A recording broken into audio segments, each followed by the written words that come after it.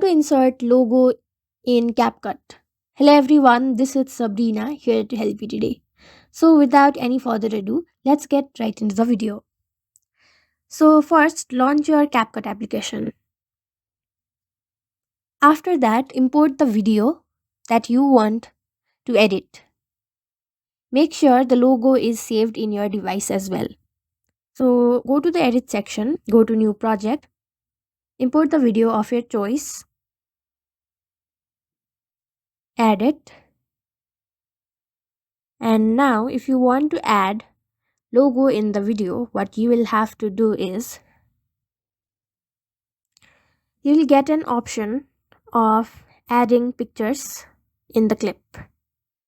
So tap on the video, and now what you will have to do is go to overlay, go to add overlay, then go to photos. Let's say this is the logo, and from here you will be able to resize it as well like this and place it where you want and extend it all over the video. And here you go, you have a logo in your video. So that's it. Thank you for watching this video. Make sure to like, share and subscribe to our YouTube channel. If you got any question, comment them down and I'll catch you in the next one.